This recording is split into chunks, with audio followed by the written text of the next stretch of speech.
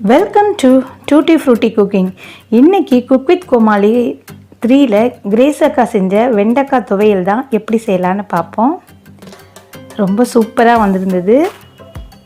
அதை மசாலா தோசை மாதிரி தோசையில் ஸ்ப்ரெட் பண்ணி குழந்தைங்களுக்கு கொடுத்தேன். சூப்பராக இருக்குதுன்னு கேட்டு வாங்கி சாப்பிட்டாங்க. நீங்களும் ட்ரை பண்ணி பாருங்கள். வெண்டைக்காய் துவையல் மசாலா தோசை சூப்பராக இருந்துச்சு. அதுக்கு தேவையான பொருட்கள்: 2 ஸ்பூன் உளுத்தம்பருப்பு, 2 ஸ்பூன் கடலைப்பருப்பு, நல்லா ட்ரை ரோஸ்ட்டு பண்ணிக்கலாம். ரொம்ப டேஸ்டியாக இருந்துச்சு. ட்ரை பண்ணாதவங்க மறக்காமல் ட்ரை பண்ணி பாருங்கள்.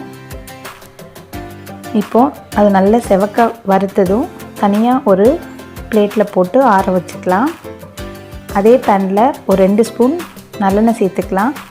உங்கள் காரத்துக்கு தகுந்த காஞ்ச மிளகாய் சேர்த்துக்குங்க. நான் 5 சேர்த்துருக்கேன். அது வறுபட்டதும் அதையும் எடுத்து ஆற வச்சுக்கலாம். இதுக்கு சின்ன வெங்காயம் அரை கப்பு, மெஷரிங் கப்பு அரை கப்புக்கு உரித்து வச்சுருக்கேன். 1/4 கப்பு பூண்டு, அதையும் இந்த எண்ணெயிலே நல்லா வதக்கிக்கலாம். இப்போ வெங்காயம் பூண்டு வதங்கிடுச்சு.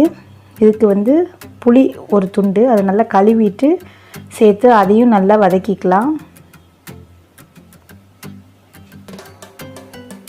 இந்த துவையல் ரொம்ப அட்டகாசமாக இருந்துச்சு.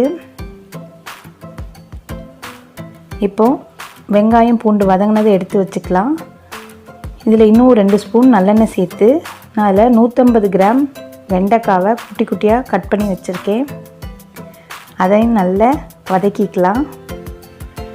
அது பாருங்கள், நல்லா வதங்கிடுச்சு. அதையும் எடுத்து ஆற வச்சுக்கலாம்.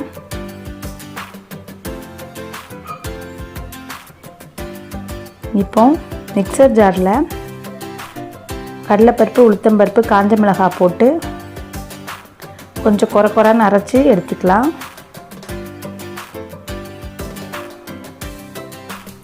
இப்போ இதோட வெங்காயம், பூண்டு, புளி, வெண்டைக்காய், இந்த துவையலுக்கு தேவையான உப்பையும் சேர்த்து அரைச்சிப்போம். இப்போ இதில் இன்னும் கொஞ்சம் தண்ணி சேர்த்து அரைச்சிக்கலாம். இப்போது 2 ஸ்பூன் நல்லெண்ணெய் சேர்த்து கொஞ்சம் கடுகு, உளுத்தம்பருப்பு, கருவேப்பிலை, ஒரு பழுத்த பச்சை மிளகாய், அது நல்லா பொரிஞ்சதும் ஒரு பிஞ்ச் பெருங்காயம் போட்டு நல்லா வதக்கிக்கலாம். இப்போ அரைச்சி வச்ச வெண்டைக்காய் துவையிலையும் சேர்த்து மிக்சர் ஜாரு கழுவுனா கொஞ்சமாக தண்ணி சேர்த்து நல்லா மிக்ஸ் பண்ணி கொடுத்துக்கலாம். அந்த துவையில் உள்ள எண்ணெய் எல்லாம் கொஞ்சம் பிரிஞ்சு பேனில் ஒட்டாமல் வரும்போது நம்ம துவையல் ரெடி ஆயிடும். பாருங்கள், நல்லா ஒட்டாமல் எண்ணெயெல்லாம் பிரிஞ்சு வருது. இப்போ நம்ம பாத்திரத்துக்கு மாற்றிடலாம். இது சாப்பாடில் போட்டு சாப்பிட்டாலும் ரொம்ப டேஸ்ட்டாக இருக்கும். நான் நைட்டுக்கு டின்னருக்கு தான் பண்ணினேன். அதனால் தோசை கூட வச்சு சர்வ் பண்ணேன். ரொம்ப சூப்பராக அட்டகாசமாக இருந்துச்சு. நீங்களும் மறக்காமல் ட்ரை பண்ணி பாருங்கள்.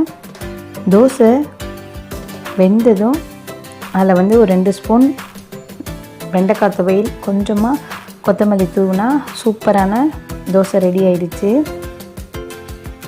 நம்ம சேனலில் ஏற்கனவே குக் வித் கோமாளி 3யோட ரெசிபீஸ் நிறைய போட்டிருக்கேன், பாருங்கள். வெண்டைக்காய் குர்குரே ஏற்கனவே அப்லோட் பண்ணியிருக்கேன், பாருங்கள். அந்த குர்குரே 6 மணி நேரம் ஆனால் கூட நல்ல கிறிஸ்பாக இருக்கும். அந்த லிங்கையும் உங்களுக்கு டிஸ்கிரிப்ஷனில் தரேன், பாருங்கள். ரொம்ப டேஸ்டியாக இருக்கும். இந்த வெண்டைக்காய் துவையல் தோசையும் ரொம்ப சூப்பராக இருந்துச்சு. மறக்காமல் ட்ரை பண்ணி பாருங்கள். இந்த வீடியோ பிடிச்சிருந்தால் லைக் பண்ணுங்கள், ஷேர் பண்ணுங்கள், சப்ஸ்கிரைப் பண்ணுங்கள், all icon bell icon click பண்ணுங்கள். தேங்க்ஸ் ஃபார் வாட்சிங்.